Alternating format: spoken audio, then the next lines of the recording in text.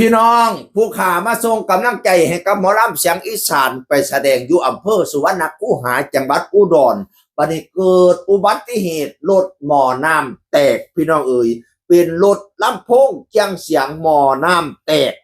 บ่สามารถเดินทางต่อเข้าไปอำเภอสุวรรณคูหาได้พี่น้องเอ๋ยเพิ่นก็ต้องขออภัยแฟนคลับแฟนเพลงทุกท่านเพราะว่ามันไปบ่ได้พี่น้องบ่อน้ำแตกควรสิแก้ปัญหาก็ได้จูจ๋าหาเล่นนั่นเล่นนี่ไปฮอดสถานที่แสดง6 ทุ่มกว่ารถลำโพงไปฮอดนั่นนะตอนรถลำโพงไปฮอดโอ้ยคนดีใจหลายแตกโกบขนาด6 ทุ่มแล้วคนนั่งท่าหลายหัวดำกุมจิ้มป้าพี่น้องสุวรรณคูหามาพากันมักเบิ่งหมอลำมากันพากันมักเสียงอีสานแท้ท่าหลายอีหลีพี่น้องเอ๋ยว่าจะได้แสดงนี่เขาว่ามันตี 1กว่าพุ่นน่ะพี่น้องเอ๋ยตอนรถเคียงเสียงไปฮอดเขาเจ้าก็ว่าโอ้รถลำโพงไปฮอดเพิ่นก็ว่ามาแล้วพระเอกของเราว่าซั่นว่านั่นน่ะบรรยากาศตอนนั่งเบิ่งนี่นั่งล้อนี่ก็ล้อคักล้อแน่พี่น้องเอ๋ย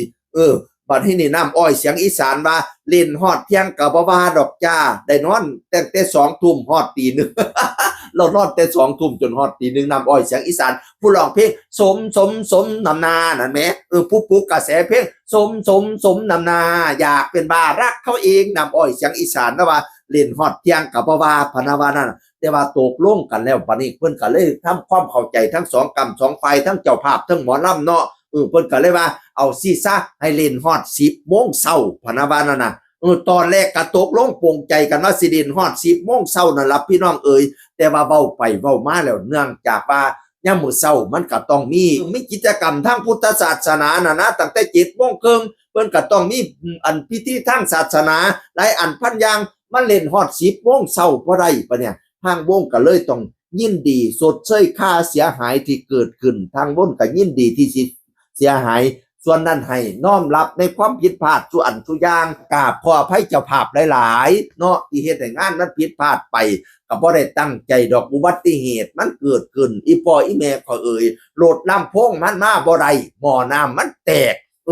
บ่มีลำโพงก็สิมาลำปากเป่าอยู่ห้องใช้กันก็หลอดคอแตกเท่านั้นตัวโลดลำโพงมาโอ้ยเขาเจ้าดีใจหลายก็ว่าสิแสดงให้ฮอดเที่ยงพุ่นล่ะ ก็ว่าสิแสดงให้ฮอด10 โมงพุ่นล่ะแต่ว่ามันแห่งไม่อันศาสนาพิธีทางศาสนาก็เลยบ่ได้แสดงฮอด10 โมง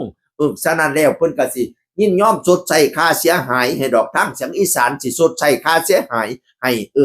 ตกลงปลงใจกันเข้าใจกันด้วยดีพี่น้องเลยโอ้บรรยากาศตอนยามมื้อเช้าตื่นมื้อตา7 โมงเช้ายังเต้นกันแต่โคกๆอยู่พุ่นน่ะโอ้ยวันคักพี่น้องเอ๋ยโอกาสหน้าว่ากันใหม่เนาะเป็นกำลังใจให้หมอลำเสียงอีสาน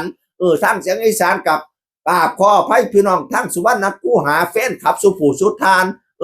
บ่เป็นหยังดอกเนาะให้อภัยกันบ่มีผู้ใดตั้งใจดอกพี่น้องเอ้ยหม้อน้ำมันแตกก็ยังว่าเสียงคนเก่าเว้าสู่ฟังสวัสดีครับสวัสดีครับ